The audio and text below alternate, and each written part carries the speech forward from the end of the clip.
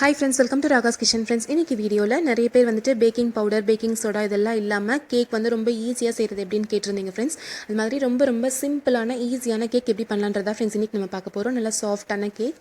இது செய்யறதுக்கு ஒரு மிக்ஸி ஜார் எடுத்துக்கலாங்க. அதில் ஒரு கப் அளவுக்கு மைதா மாவு எடுத்துக்கலாம். இதே ப்ரொசீஜரில் வந்துட்டு நீங்கள் கோதுமை மாவு யூஸ் பண்ணியும் கேக் பண்ணலாங்க. இப்போது இந்த ஒரு கப் மைதா மாவு கூட அரை கப் அளவுக்கு காய்ச்சி ஆற வச்ச பால் சேர்த்துக்கலாங்க.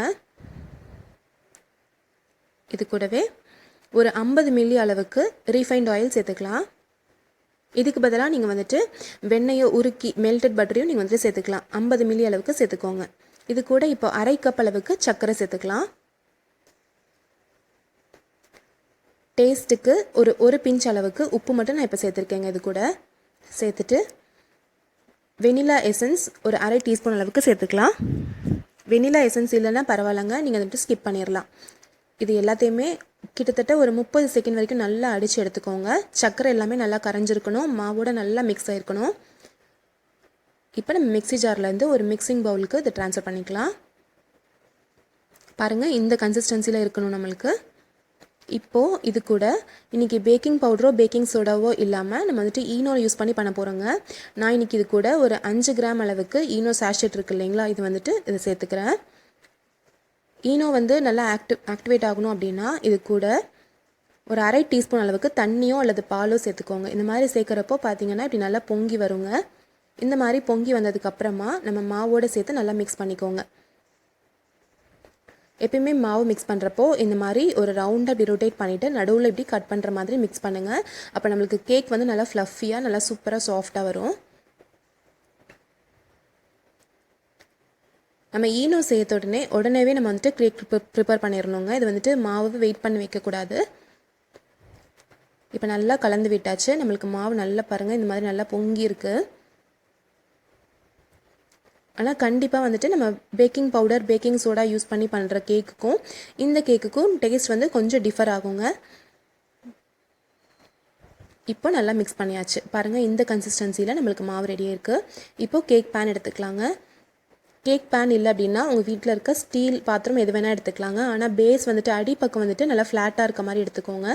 இதில் ஃபுல்லாக எண்ணெய் தடவி விட்டுக்கலாம். எண்ணெய் தடவி விட்டுட்டு கொஞ்சமாக மைதா மாவு தெளித்து விட்டு எல்லா பக்கமே படுற மாதிரி இப்படி நல்லா வந்துட்டு ஸ்ப்ரெட் பண்ணி விட்டுக்கோங்க. இந்த மாதிரி பண்ணுறதுனால நம்மளுக்கு ஒட்டாமல் வரும். உங்ககிட்ட பட்டர் பேப்பர் இருக்குது அப்படின்னா இதுக்கு பதிலாக நீங்கள் வந்துட்டு பட்டர் பேப்பர் அடியில் போட்டு அதுக்கப்புறமா மாவு ஊற்றுனீங்கனாலும் நம்மளுக்கு ஒட்டாமல் வந்துடும். இப்போ நல்லா ஸ்ப்ரெட் பண்ணி விட்டாச்சு. இப்போது நம்ம ரெடி பண்ணி வச்சுருக்க கேக்குடைய மாவு எடுத்து இதில் ஊற்றிக்கலாம்.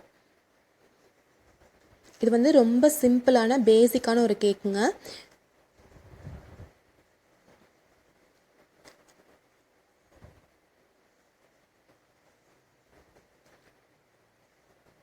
கேக் மாவு இதில் ஊற்றிட்டு லைட்டாக வந்துட்டு ஒரு 2-3 தடவை இப்படி டேப் பண்ணி விட்டுக்கோங்க.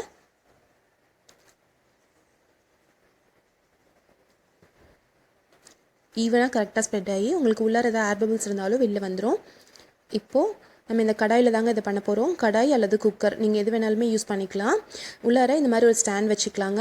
5 மினிட்ஸ் வரைக்கும் நீங்கள் மீடியம் ஃப்ளேமில் வச்சு மூடி வச்சு ப்ரீ ஹீட் பண்ணிக்கோங்க. உள்ளே ஃபுல்லாக நல்லா சூடாகணும். உள்பக்கம் ஃபுல்லாக சூடானதுக்கு அப்புறமா சிம்மில் மாற்றிட்டு இந்த ஸ்டாண்டில் நம்ம ரெடி பண்ணி வச்சுருக்க கேக் பேனை உள்ளே வச்சுக்கலாம். நீங்கள் குக்கர் யூஸ் பண்ணுறதா இருந்தாலும் இதே மாதிரி தாங்க பண்ணணும். குக்கருடைய மூடியிலேருந்து வெயிட்டும் கேஸ்கெட்டும் எடுத்துகிட்டு நீங்கள் இதே மாதிரி க்ளோஸ் பண்ணி வச்சுக்கோங்க. இந்த கேக் பாத்திரம் வந்துட்டு நம்ம கடாயிலையோ குக்கர்லையோ படாத மாதிரி கேப் இருக்க மாதிரி பார்த்து வச்சுக்கோங்க. இப்போ சிம்மில் மூடி வச்சிடலாம். சிம்மில் வச்சுட்டு கிட்டத்தட்ட ஒரு 30லேருந்து ஒரு 35 நிமிஷத்துக்கு ஆகுங்க இது வேகிறதுக்கு. பாருங்கள், கரெக்டாக இப்போ வந்துட்டு ஒரு 35 நிமிஷம் கிட்ட ஆயிருக்கு. நல்லா வெந்திருக்கு பாருங்கள். இது வெந்திருக்கா இல்லையான்னு செக் பண்ணுறதுக்கு ஒரு டூத் பிக்கோ அல்லது ஒரு கத்தியோ வச்சு நீங்கள் நடுவில் வந்து குத்தி பார்த்தீங்க அப்படின்னா ஒட்டாமல் வரணுங்க. நடு பார்ட் வேகிறதுக்கு தான் கொஞ்சம் டைம் ஆகும். ஸோ நடுவில் ஒட்டாமல் வந்துருச்சு அப்படின்னா நம்மளுடைய கேக் வெந்துருச்சு. இதை எடுத்து வெளியில் வச்சிடலாம். இது கொஞ்சம் சூடாகட்டும். அதுக்கப்புறமா நம்ம கேக் பேன்லேருந்து கேக் எடுத்துக்கலாம். இந்த சைட்ஸ்லலாம் பார்த்தீங்கன்னா உங்களுக்கே தெரியும், நல்லா கொஞ்சம் வந்துட்டு வெளியில் விட்டு வந்திருக்கும். இப்போ பாருங்கள், கொஞ்சம் நல்லா சூடு ஆறிடுச்சு. சைட்ஸ்லலாம் கத்தி வச்சு இந்த மாதிரி எடுத்து விட்டுக்கலாம்.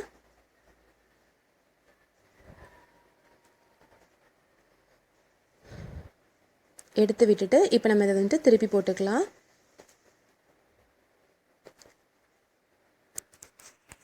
இப்போது சூப்பரான கேக் ரெடி ஆயிடுச்சுங்க. இப்போ நம்ம கேக்கு கட் பண்ணிடலாம். ரொம்ப ஈஸியாக சிம்பிளாக இந்த மாதிரி நம்ம வீட்டிலையே பேசிக்கான கேக் வந்து ரெடி பண்ணிடலாங்க. கண்டிப்பாக நீங்களும் இதே மாதிரி ட்ரை பண்ணி பாருங்கள். சூப்பரான சாஃப்டான ஸ்பான்ஜி கேக் ரெடி ஆயிடுச்சு ஃப்ரெண்ட்ஸ். கண்டிப்பாக நீங்களும் இதே மாதிரி ட்ரை பண்ணி பார்த்துட்டு எப்படி இருந்துச்சுன்னு சொல்லுங்கள். இப்போ நம்ம சைடில் இருக்கிறதெல்லாம் கட் பண்ணிவிட்டு நான் அந்த மாதிரி பீசஸாக கட் பண்ணி வச்சுருக்கேங்க. நம்ம வந்துட்டு காஃபி கூட சர்வ் பண்ணிங்க அப்படின்னா ரொம்ப விரும்பி சாப்பிடுவாங்க. நார்மலாக இருக்க பிளெயின் ஸ்பான்ஜ் கேக் தான் பாருங்கள், உள்ளே இவ்வளோ நல்லா வெந்திருக்குன்னு. ஒரு டெக்ஸ்சர் கூட ரொம்ப நல்லா வந்திருக்கு பாருங்கள். ஸோ நம்ம வீட்டில் இருக்க பொருட்களை வச்சு இப்படி ரொம்ப சிம்பிளான கேக் ப்ரிப்பேர் பண்ணி பார்க்கலாம் ஃப்ரெண்ட்ஸ். கண்டிப்பாக நீங்களும் ட்ரை பண்ணி பார்த்துட்டு எப்படி இருந்துச்சுன்னு சொல்லுங்கள். இந்த ரெசிபி உங்களுக்கு பிடிச்சிருந்துச்சுன்னா நம்ம சேனல் ராகாஸ் கிச்சனில் ஒரு லைக் கொடுங்க, ஃப்ரெண்ட்ஸ் கூட ஷேர் பண்ணிக்கோங்க, சப்ஸ்கிரைப் பண்ணி வச்சுக்கோங்க. தேங்க்யூ.